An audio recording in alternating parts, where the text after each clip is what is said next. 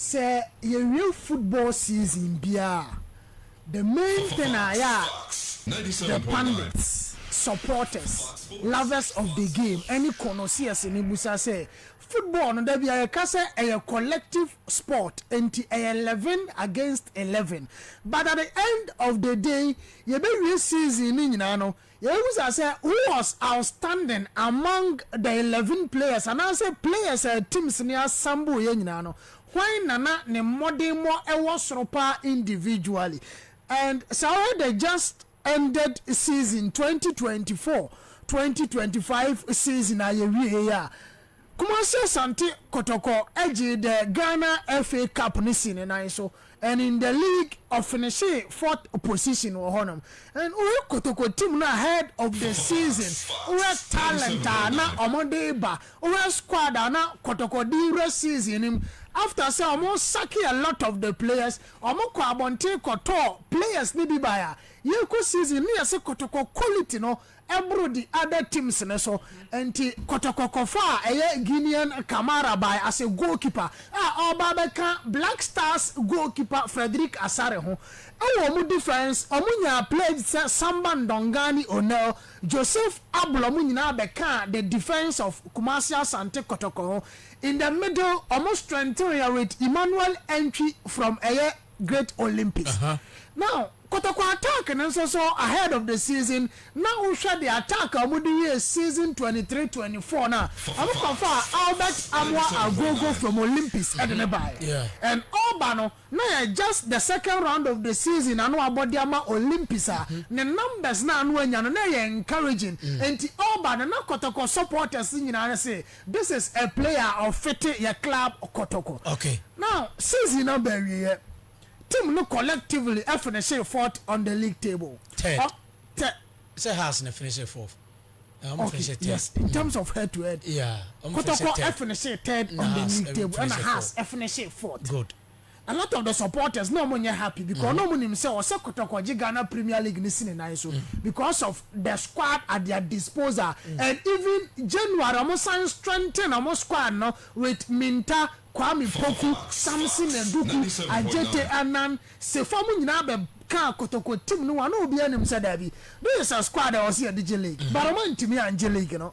Omutimiji the FA Cup. Okay. Now one day almost yakwaje the President Cup at the account. And omo season with 2 titles about a ceremonial title.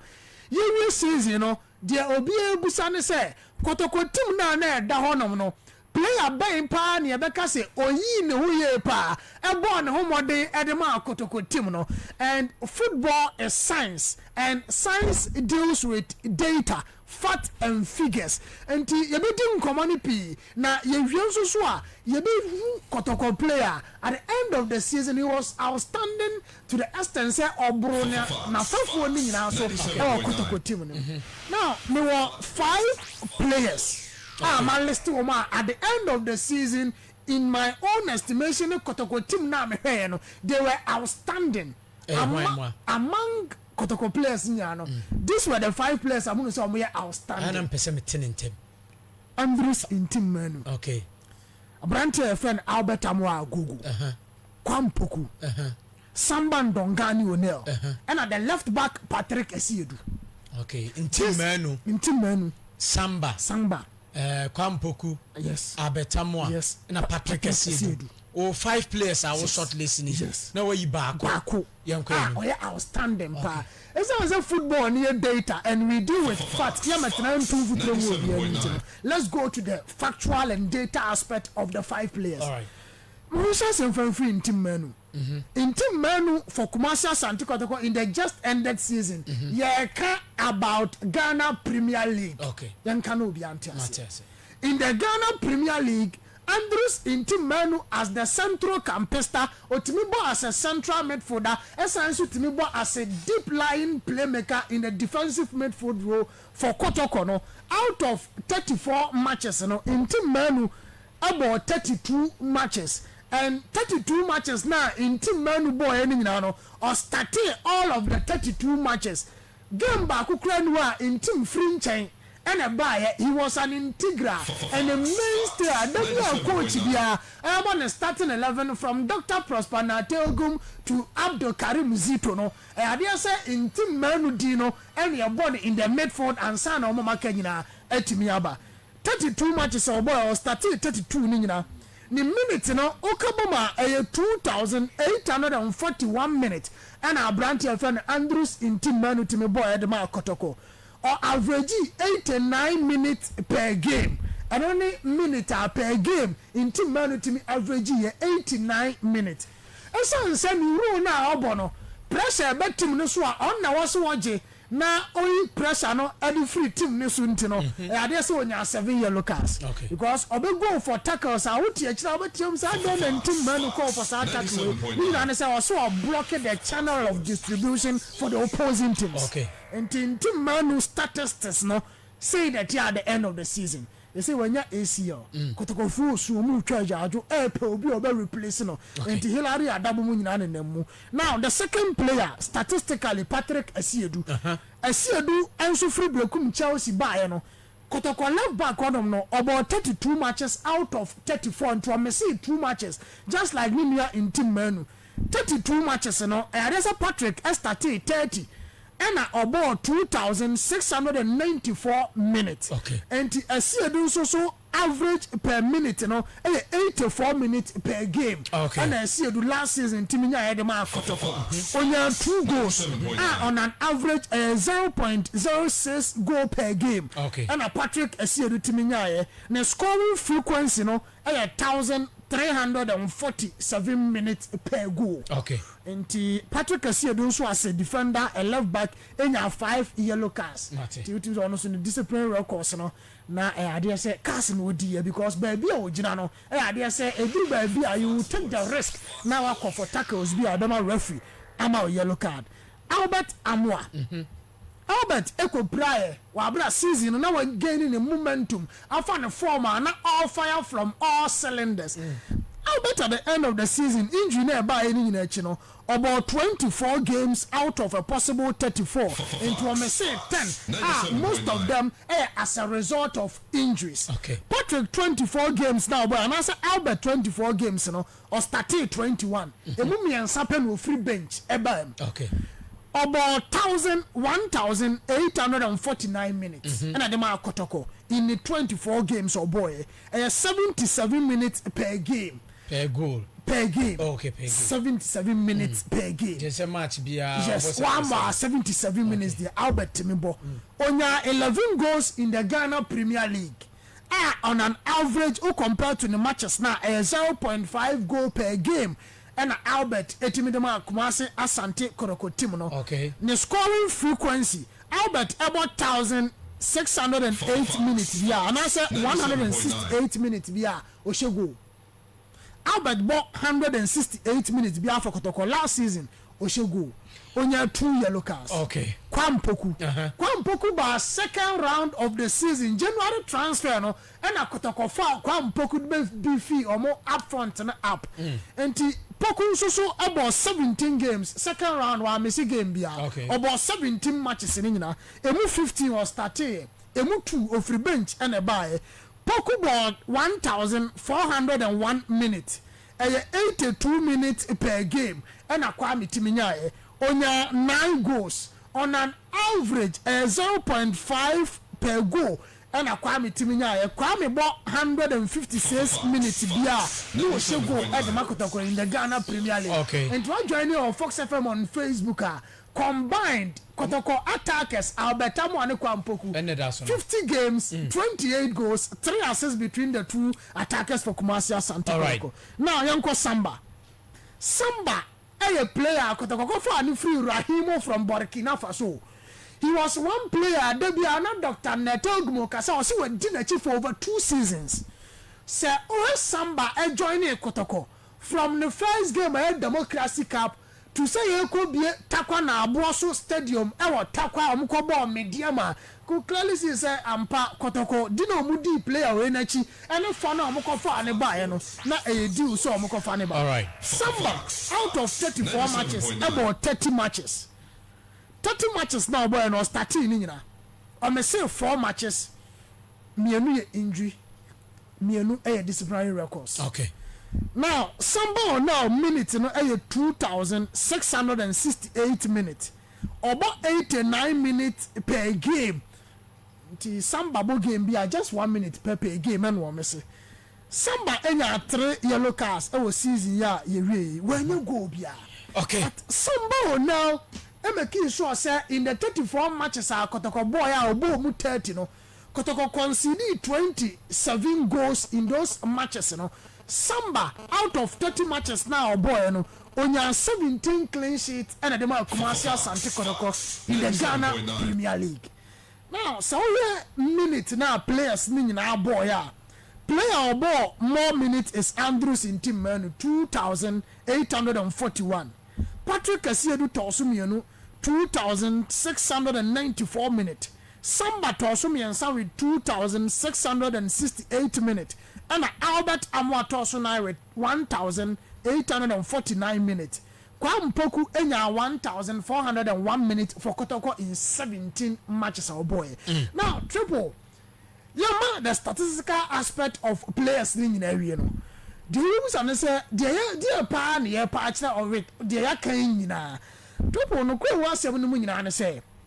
For a player on Ghana Premier League ni bida na the first season in the league oba ebe ye Samba ye the display the consistency in the performance man who say Samba now about 5 matches at once yes 5 matches now Samba boy emu mienu de offlopie anytime Samba any Kotoko team ni mu bia no you could clearly see say Kotoko struggle yeah ba season Samba you deploying as a defensive midfielder now now more as a center back BM because of the control the ball retention the passing ability anyhow efficient and the passes and the na who are now wouldn't at a point no ball in the defensive midfield role.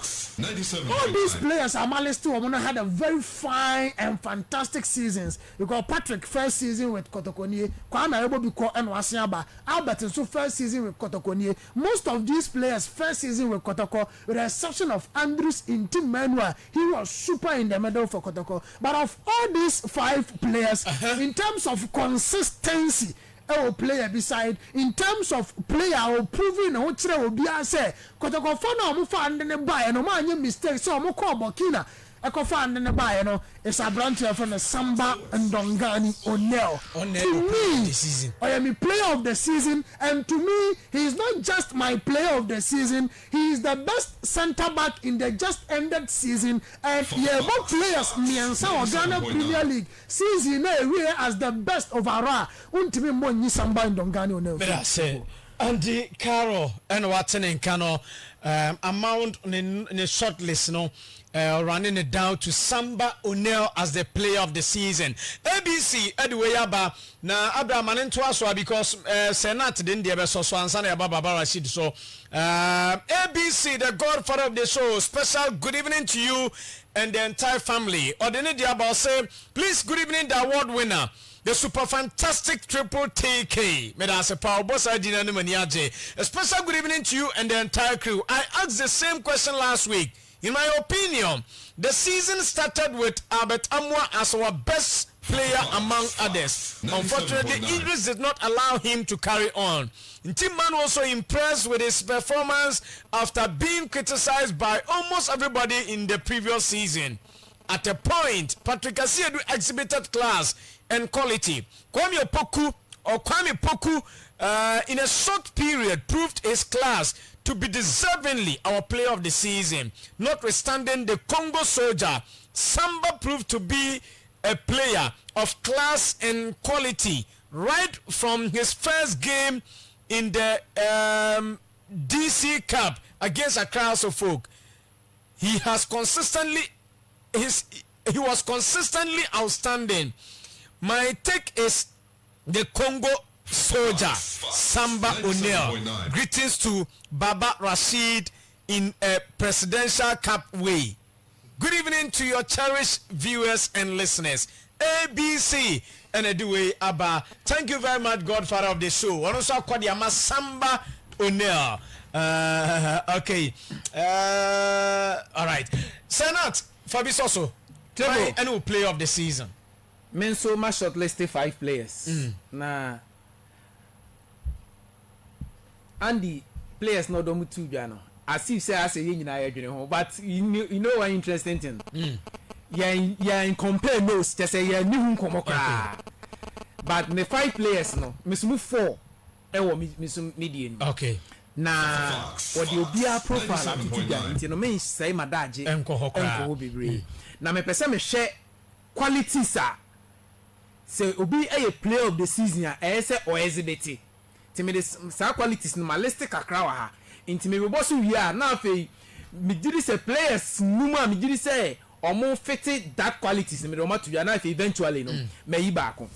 The first quality a a player be a obey player of the season for Asante Kotoko and for any other club for that matter as a omiti first thing triple a consistency as a player chrono otimi bought a lot of matches as a otimi performing on a very high level throughout the season and just a few matches for any day and in the performance no better than Edino as I say or you consistent or give you up high level performance in so many matches and you few and they back the also enso ye impact the impact e team no at say as a player and ye player be a directly ultimate influence games and that influence could be through goals, assists, tackles and even leadership on the field of play into your ball game ni wie you know ni a bo player bi di say and the pa de senye sa player we a enka game ni antimi anwene player we na boa ya ma game ni yetimi nya the needed results and say player of the season no that impact quality no say opposite okay another quality and so your work ethics so we a player not say at the end of the season you be you as a player of the season and say we show determination discipline dedication in training and matches and say supporters at the stance mu share our player no mu say player we dey owa ho fama why na dwen say obeku ni ho ama team no say team ni mpo da form a kwanya player no be fa so aginja ne other colleagues ama o metimi ama o ho ne so no sa player no say or possess that quality yes another quality and so a team contribution as I say player of the season is a player bia and yes individual brilliance and individual performance as on nkwana oja no nkwa bone on nkwa person bone de as I say ultimate team play team player as I say the contribution buama eda wan hunu sukura no otimi buama other players no so ye dey flourish here another thing and so your versatility as I say we a player otimi adapted to different roles say ko ba say game ayebo no say red card biba na assessment coach assessing the tactics player of the season ni a player bia ye betim dina ko se baabi ama na timi ya dey abo na wabo ni yiye say de be ya sinto emeda team mu another quality enso your fair play as a set player ni obi a oye discipline oye or respect for referees and any our sportsmanship behavior and your player de bia no Kotoko park so Vinicius de ni bi de bia no ni referee ko de bia e ba de sa yentimi enina so nka say usubanti yemfa player of the season emma okay another quality so say essa player no oye big game performance player yewo teams 16 18 and the Ghana Premier League triple teams ni na ye premiership teams na so bi su chebi enti say team kesiye any Kotokoshia e was say player no ye player of the season we ni ho enye say oni teams nkete ni hia nko a eno yi ni ho but in big games na waira player of the season no e say ye hunu in big games in crucial and tough matches otimi ye dey eyi ni ho the last but one I mention enso ye technical ability say football no a team performance 11 players nanso was a player of the season year player be or excellent control when it come to passes or there dribbling depending on the positioner or bono so attacker and say midfielder was say the qualities need be otimi dribble otimi shoot so a defender so an act of defending no otimi eye ni pa depending on the role our coach di be man no say o master the last quality make sure our player of the season for Asante Kotoko hono so no eye leadership say otimi ye obi a obetimi motivate ni teammates obetimi show maturity in terms of need obetimi live by example say basabasa ye crazy park ne so basabasa ye si pitch ne so a say we player otimi calm up things otimi calm down things say we player otimi edi ne hu gym said ye be ya game no betimi ato so titebo make ka we nyina abomu no players 5 am a pencil or down most of them taking most of these qualities are media day atujanon number 1 player Justice Blay number 2 Samba Onel number 3 Albert Amwa number 4 Kwame Opoku and number 5 Andrew Sintimenu